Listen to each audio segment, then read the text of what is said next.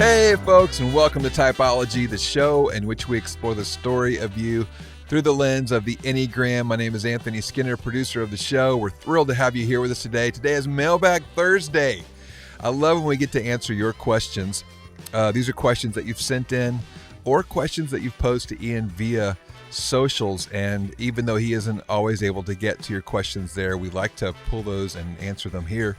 And so feel free to engage at Typology Podcast on Instagram and at ianmorgancron on Instagram as well. So just want you to know that we're paying attention there. Hey, don't forget about Ian's pre-sale of his book, The Story of You. If you purchase a pre-sale of the book, you can go to ianmorgancron.com/The Story of You and cash in on 3 free months of the Typology Institute membership. And you also get 1 chapter immediately, so you can go ahead and get started on the book. I've read the book multiple times throughout the different iterations of the book, and I'm telling you, it's a good one. You're going to enjoy this. So, hey, that's it for me. Let's get on to Mailbag Thursday with the host of our show, Ian Crum.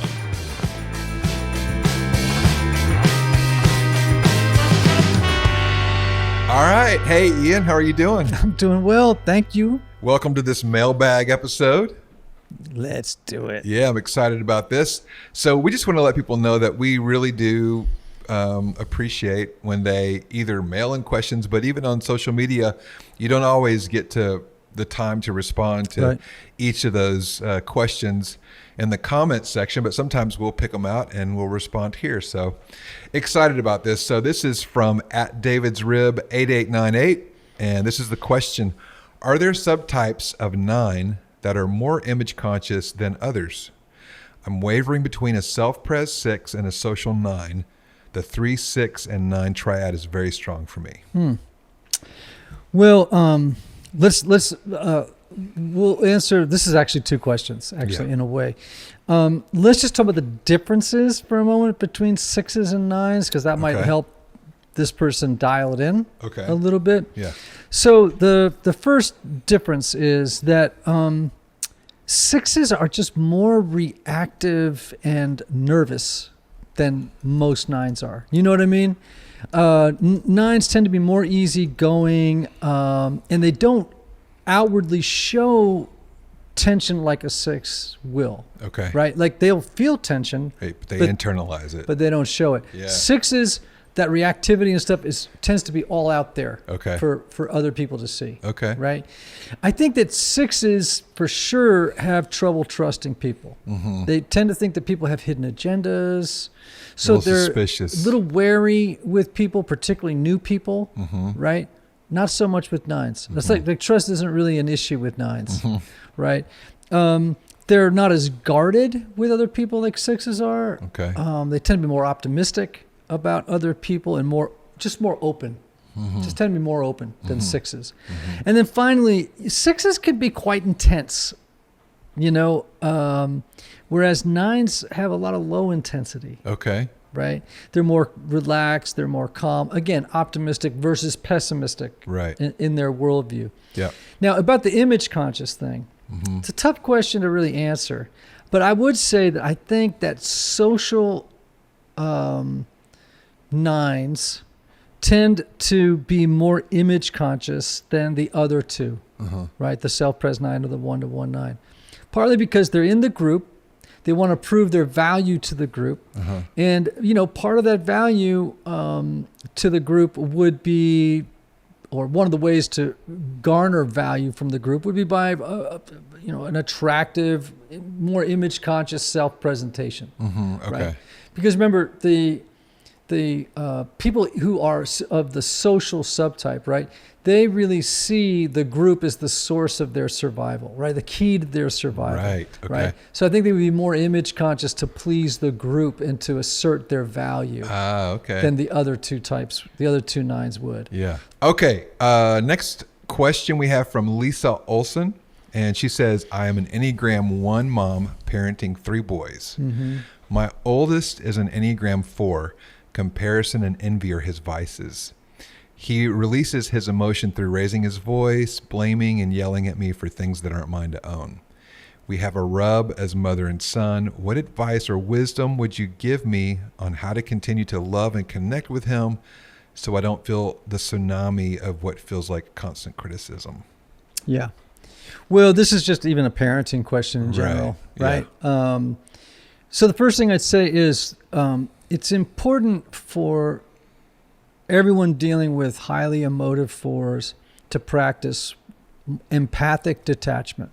Okay, let's talk about that. Well, it's very easy to get hooked into the emotional firestorm of fours. Do you know what I'm saying? Yes, like all those feelings flying around, and they have what we call labile mood, which means that it's up and down, up and down, up and down, up and down, right? And it's hard to grab the tiger's tail in that situation, you know. So don't. Right, that's good, yeah. Just don't. Just don't. Well, so empathic detachment means, how can you be an empathic presence without getting dragged into the firestorm of all those feelings, right? You don't want to just completely push them away, because the four will interpret that as abandonment, and it will only confirm their worst fears, which is that they don't belong and that they're always going to be abandoned. And might amp up all the acting out. But if you can find a place of groundedness, centeredness, and be an empathic, non-anxious presence around all this stuff going on, try not, it's like the old 4 agreements thing. Don't take anything personally. Just don't take it personally. All these feelings probably don't have a lot to do with you, really. Right. So the empathic detachment means, how can I be here for you without merging with all your crazy feelings, and just be present to what's going on. Now, so yes, that's probably the best way I should talk about empathic detachment. Yeah. That said, it's important to establish boundaries. There are certain things that are okay in the ways that you communicate to me. Right. There are other ways that it's not. Right. I mean, oftentimes with people in these situations, I'll oftentimes say, I'm not comfortable. Right. I'm not comfortable with the way. That's okay. Okay, equipment is falling everywhere, people. I'm just not comfortable with the way that you're communicating with me, and I'd like to pick this up later. Yeah. And sometimes you have to remove yourself from them. I wish we knew the ages of these boys. Yeah, that would be really helpful. Right. One of the other thoughts that I had was she is a 1, and some of this could be about doing your own work, because as a 1, she has a major critic, right? And I would think that somebody else, could feel like piling on of what you already dealing with. Yeah, absolutely. I would say don't try to fix him. Good. Don't try to cheer him up. Don't try to talk him out of his feelings, right? Just be there with them and detached. Don't take it on, and if he's able to say to him, just ask him, how can I be supportive of you right now? Not how can I fix you? Yeah. But how can I be supportive? Yeah. Just remember, let his feelings or her feelings be their feelings, and you have your own feelings. Right? You don't have to take it on. Yeah. That's good. Okay. Great. Well, let's move on to Tulsa Amy. Tulsa Amy. Amy Brown. She says, can you discuss the differences between type 1 and type 3? I'd love to hear more about that, particularly self-pres 3s and 1s. Yeah, for sure. All right. So I've never really spoken about this, but both 3s and 1s are in what's called the competency triad. Okay. Did you know about the competency triad? Yeah, 1s, 3s, and 5s. Okay. They're in the competency triad, meaning it's important for them to be perceived and treated as being competent. Wow. They all want to be perceived and treated as being competent. Like 1s, 3s, and 5s don't like being disrespected, right, for what they do. Okay. Right? So competency is very important. Self-pres 3s are a lookalike for 1s. Really? Okay. As both types have a lot of anxiety around getting things right. Okay? Important for both of them. 3s and 1s are both planners. Okay. But ones will be more detailed in their plans. Okay. And interestingly, probably have more to-do lists than even threes. Wow. Okay. Right? Yeah. Whereas, that's sufficient to say. I think for threes, pursuing perfection would be viewed as a waste of time and resources. I could see Right? that. It's like, yeah. get it to be good enough. Right. Like, our friend Mike Hyatt. Yeah. Mike has helped me so much. He'd be like, hey, it doesn't, like, let's say you're shooting a course. He'll be like, it doesn't have to be perfect. Just get it out there. Yeah. You can fix it, you can keep refining it, but just get it out there. Yeah. Right? Yeah. I'm more of an idealist. I want it to be perfect. You know what I mean? Like, I Yeah, want it to be, right. and threes have far less rules in their minds than ones do. So meaning that, maybe I can put it this way. Ones are idealists. And because of that, they can get stuck in trying to perfect or making things ideal. Threes are pragmatists. Like, just make it good enough, get it out there, But yeah, that would be a lot of the differences. We've had guests on where you've talked about the difference between type 1 and type 3, and you have often said, when you're making a meal, do you follow the recipe to the letter or not, right? Yes. Whereas a 1 typically would, and a 3. A 3, might be concerned about it, but they're, again, pragmatic. They might be a little more freewheeling than the 1 would be. That's good. For sure. Okay, let's move on to @Chris J. Foster. Chris Foster. I am a type 4, he says. I'm a pastor at a church in Perth, Western Australia. Woohoo. Thanks for listening, Australia. And I utilize the Enneagram as my go-to tool for helping people become aware of themselves and begin to grow. But I'm finding myself stuck. Far too often, I'm in my mind. I'm constantly overwhelmed with cutting through the chatter. I know you are a 4 too. If you haven't covered it already, I would love to hear how you've tamed the self-sabotage parts of being a 4 and how you've been able to become fruitful and productive. Okay. Well, great question. Yeah, it is a great question. And God bless a 4 for writing in a question that's fairly long. It's like I got to tell you everything about myself, Right. So this actually raises an interesting question. And I'm not saying that this is true of Chris. But, sometimes we think of a type and then we for example, what if Chris has attention deficit disorder? Right. You know what I'm saying? There are so many factors. There's just a lot of factors here, right? And so it may not have much to do with personality as much as it has to do with something altogether different. I suppose that an ADHD 4 could at times look like a scattered 7. Right. Do you know what I mean? Yes. But so anyway, that has to be explored, right? That said, for me, I don't have as much problem. I don't have as big a problem with productivity as let's say a social 4 would. Okay. Because actually for the self-pres 4, which I am, we actually want to succeed to get what people whom we envy have. Does that, you know what I mean? Yeah, right. And so our envy doesn't really trip us up in the same way, because we're the counter type, as it does for the social and the 1-to-1. Okay. Now, where I do get caught up, particularly as a younger man, but even still, is up in feelings.